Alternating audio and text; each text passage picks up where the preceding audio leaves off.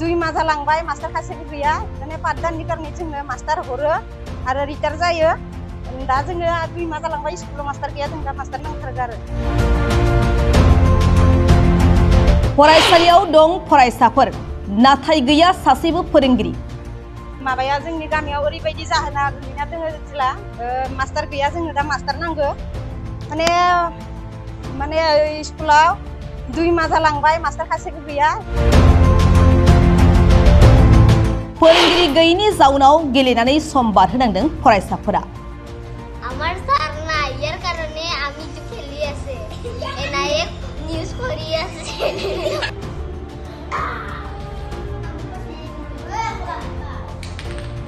दान मोननै बारलांबाय गैया सासेबो फोरोंगिरि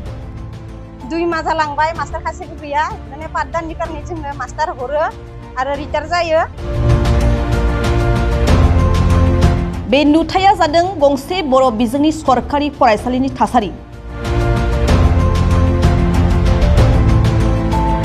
रङिया बियाबनि सिङाव थानाय बर' बिजोंनि 79 नं बाटकुसि सरकारि गुदि फरायसालियाव जाय फरायसालियाव थांनानै 2 दाननिफ्रायनो सासेबो फोरोंगिरि गैया फोरोंगिरि गैयिनि जाहोनाव बे फरायसालिनि फरायसाफोरा गेलेनानै सम बारहोनांदों আমার স্যার নাই এর কারণে আমি তো খেলি আছে এনআইএ নিউজ जायनि थाखाय गावनि गथ'फोरनि इयुनखौ लानानै जिंगासिनांदों गथ'फोरनि बिमा बिफाया गथ'फोरनि इयुनखौ साननानै थाबैनो फोरोंगिरि थिसननो आसाम सरकारनिसिम खावलायदों गामिनि गार्जेनफोर आरो रङिया दख'रा दुलाराय बर' फरायसा आफादा रङिया दख'रा दुलाराय बर' फरायसा आफादा 79 नं भाटकुसि एलपि स्कुलाव दिनै बे हाबाफारि मोनसे लानो गोनां जादों निउज खालामनो गोनां जादों मानो होनब्ला थांनाय 1 मेनिफ्राय बेवहाय दिनैसिम ब्लक एलिमेन्टारि इडुकेसन अफिसार आरो डिस्ट्रिक्ट एलिमेन्टारि इडुकेसन अफिसारा दिनैसिम फोरोंगिरि सासे थिसननो हायाखै मानो होनब्ला दा बेनि थाखाय जोङो 19 तारिखआव मे मांखोनि जोङो डिसिनाव थांगौबायमोन रायजोफोरखौ लानानै बिनि उनावबो बिथांमोना 10 दिननि सम होनाय उनाव जों दिनैसिम 10 दिन नेनानै मोनथ'वाखै दिनैसिम 20 दिन जाबाय नाथाय बिथांमोना फोरोंगिरि सासेखौ थिसननो हायाखै बे जोबोद दुखुनांथाव आसामनि जायबा मन्त्रि दं इडुकेसन मिनिस्टार बिथांमोननिसिमबो जोबोद दुखु फोरमायनाय थाबाय मानो होनब्ला माने फरायसुलिनि इयुन जिउखौ नायनानै बिथांमोना थाबैनो जेसेबां हायो फोरोंगिरि सासे बेवहाय थिसननांगौ आरो जुदि बे हाबाफारिया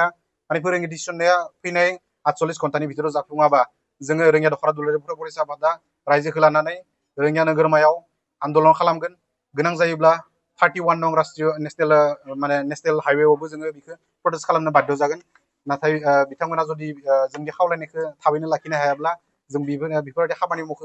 मावलांनो गोनां जागोन आरो गुरै खावलायनाय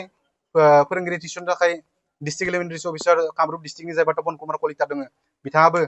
थाबैनो जोंनो फोरोंगिरि सासे होगोन होननानै जों आसा फारिगोन ब्लकनिफ्रायबो बिखौ हांख्रायबाय दङ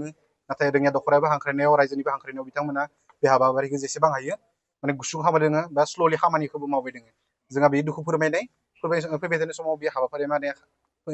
फोरोंगिरि थिसननाया जायाब्ला जों जोंनिफ्रायनो राहाफारि लानांगोन खुलुमबाय माने जोंनि बे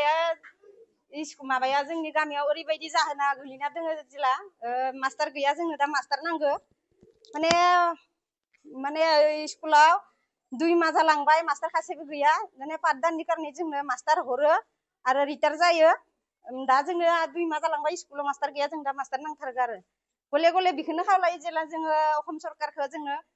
स्कुलाव थाबैनो जे साननैनि गेजेराव मास्टार नांगौ आरो जोंनो